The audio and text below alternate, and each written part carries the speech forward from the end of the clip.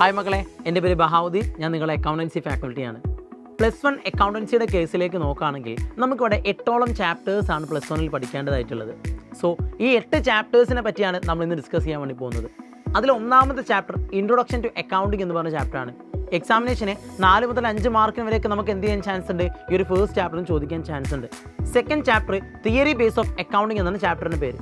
ഈ second chapter നമ്മൾ പഠിക്കാൻ വേണ്ടി പോകുന്നത് എന്തൊക്കെയെന്ന് വെച്ചിട്ടാണെങ്കിൽ നമ്മളെ അക്കൗണ്ടൻസിയിൽ നമുക്ക് ഒരുപാട് റൂൾസ് ആൻഡ് റെഗുലേഷൻസിൻ്റെ ആവശ്യമുണ്ട്, ഒരുപാട് പ്രിൻസിപ്പിൾസിൻ്റെ ആവശ്യമുണ്ട്. സോ ഈ എല്ലാ പ്രിൻസിപ്പിൾസിനെ കുറിച്ചിട്ടും നമ്മൾ സെക്കൻഡ് ചാപ്റ്ററിൽ ഡീറ്റെയിൽ ആയിട്ട് നമ്മൾ പഠിക്കും. കൂടാതെ GST കുറിച്ചും നമുക്കറിയാം എന്താണ് GST എന്നുള്ളത് അല്ലേ. സോ നമ്മൾ കടയിലൊക്കെ പോകുമ്പോൾ സാധനങ്ങൾ വാങ്ങുമ്പോൾ നമുക്ക് എന്ത് ചെയ്യാറുണ്ട്, ബില്ലിൽ കാണുന്ന ഒരു സാധനമാണ് GST. സോ GST കുറിച്ച് നമ്മൾ എന്ത് ചെയ്യും, ഇവിടെ കുറച്ച് ഡീറ്റെയിൽ ആയിട്ട് പഠിക്കാൻ വേണ്ടി പോവുകയാണ്. ഇനി തേർഡ് ചാപ്റ്ററിലേക്ക് കടക്കുകയാണെങ്കിൽ അക്കൗണ്ടൻസിയിൽ 1-2 ചാപ്റ്റേഴ്സ് കംപ്ലീറ്റ് തിയറിയാണ്. തേർഡ് ചാപ്റ്ററാണ് ചെറിയ രൂപത്തിൽ നമ്മൾ എന്ത് സ്റ്റാർട്ട് ചെയ്യുന്നത്, പ്രോബ്ലംസ് സ്റ്റാർട്ട് ചെയ്യുന്നത്. ജേണലും ലെഡ്ജറും ഒക്കെ നമ്മൾ പഠിക്കാൻ വേണ്ടി പോകുന്നത് തേർഡ് ചാപ്റ്ററിലായിരിക്കും. ഫോർത്ത് ചാപ്റ്ററാണ് റെക്കോർഡിംഗ് ഓഫ് ട്രാൻസാക്ഷൻ 2. എക്സാമിനേഷന് ഏറ്റവും കൂടുതൽ മാർക്കിന് ചോദിക്കാൻ ചാൻസ് ഉള്ള രണ്ടാമത്തെ ചാപ്റ്ററാണ് നമ്മൾ ഈ ഒരു ചാപ്റ്റർ എന്ന് പറഞ്ഞാൽ. ഇത് നമ്മൾ പഠിക്കാൻ വേണ്ടി പോകുന്നത് എന്താണ് ക്യാഷ് ബുക്ക് എന്ന് പഠിക്കും, എങ്ങനെയാണ് ക്യാഷ് ബുക്ക് പ്രിപ്പയർ ചെയ്യാമെന്ന് പഠിക്കും. So purchase day book, sales day book തുടങ്ങിയ കാര്യങ്ങളൊക്കെ നമ്മൾ പഠിക്കാം. അപ്പോൾ നിങ്ങൾ വിചാരിക്കണം ഇതെന്തോ വലിയ സംഭവമാണ്. അല്ല, സിമ്പിൾ ചാപ്റ്ററാണ്. വൃത്തിക്ക് എളുപ്പത്തിൽ നമുക്ക് എന്ത് ചെയ്യാൻ വേണ്ടി പറ്റും മക്കളെ, ഈ ഒരു ചാപ്റ്ററൊക്കെ പഠിച്ചു തീർക്കാൻ വേണ്ടി പറ്റും. ഫിഫ്ത്ത് ചാപ്റ്റർ BRS ആണ്, ബാങ്ക് റിക്കൺസിലിയേഷൻ സ്റ്റേറ്റ്മെന്റ്. 5 മാർക്കിൻ്റെ എക്സാമിനേഷൻ ഷോർ ക്വസ്റ്റ്യൻ ആണ് ഈ ഒരു ടോപ്പിക്കിൽ നിന്നും. ഓക്കെ, 6th ചാപ്റ്ററിൻ്റെ പേര് trial balance and rectification of errors എന്നാണ്. അതായത് ഈ ചാപ്റ്ററിൽ പറയുന്നത് അക്കൗണ്ടിങ് നമ്മൾ ചെയ്യുന്ന സമയത്ത് ചില മിസ്റ്റേക്കുകളൊക്കെ സംഭവിക്കാൻ ചാൻസ് ഉണ്ട്. സോ ഈ മിസ്റ്റേക്കുകളെ എങ്ങനെ റെക്ടിഫൈ ചെയ്യാം, വിച്ച് മീൻസ് തിരുത്താം, എന്താണ് നമ്മൾ പഠിക്കാൻ വേണ്ടി പോകുന്നത്.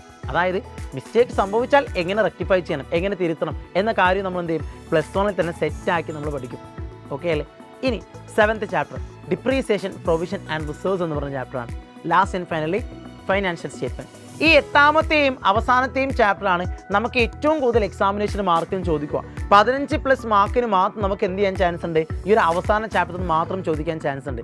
ഈ അവസാന ചാപ്റ്ററായ ഫൈനാൻഷ്യൽ സ്റ്റേറ്റ്മെന്റിൽ നിന്നുമാണ് നമുക്ക് ഒരു കമ്പനിയുടെ, ഒരു ബിസിനസ് സ്ഥാപനത്തിൻ്റെ പ്രോഫിറ്റ് എങ്ങനെ കണ്ടെത്തണം, ലോസ് എങ്ങനെ കണ്ടെത്തണം എന്നത് വ്യക്തമായിട്ട് നമ്മൾ ഇവിടെ പഠിക്കാൻ വേണ്ടി പോകുന്നത് ലാസ്റ്റ് ചാപ്റ്ററിലാണ്. സോ ഇതൊക്കെയാണ് നമുക്ക് +1 അക്കൗണ്ടൻസിയിൽ പഠിക്കേണ്ട ചാപ്റ്റേഴ്സ്. ഇനി മറ്റൊരു കാര്യം പറഞ്ഞാൽ, അക്കൗണ്ടൻസിയെ കുറിച്ച് പറയുമ്പോൾ പല ആളുകളും പറയാറുണ്ട് ഭയങ്കര ഡിഫിക്കൽട്ടി ആയിട്ടുള്ള സബ്ജക്റ്റ് ആണ്. എന്നാൽ കുറേ ആളുകൾ പറയാറുണ്ട് വളരെ എളുപ്പത്തിൽ പഠിക്കാൻ പറ്റുന്ന സബ്ജക്റ്റ് ആണ് അക്കൗണ്ടൻസി എന്ന് പറയാറുണ്ട്. സോ എനിക്ക് നിങ്ങളോട് പറയാനുള്ളത്, റൈറ്റ് ഗൈഡൻസ് റൈറ്റ് രീതിയിൽ നിങ്ങൾക്ക് കിട്ടുകയാണെങ്കിൽ നിങ്ങൾക്ക് ഏത് ഡിഫിക്കൽട്ടി ആയിട്ടുള്ള സബ്ജക്റ്റും എളുപ്പത്തിൽ പഠിക്കാൻ വേണ്ടി പറ്റും. സോ സൈലത്തിനൊപ്പം നിങ്ങളുടെ ഹയർ സെക്കൻഡറി കാര്യം നമുക്ക് എന്ത് ചെയ്യാം, ഒരുമിച്ച് സ്റ്റാർട്ട് ചെയ്യാം. സോ എല്ലാവർക്കും ഓൾ ദി ബെസ്റ്റ്.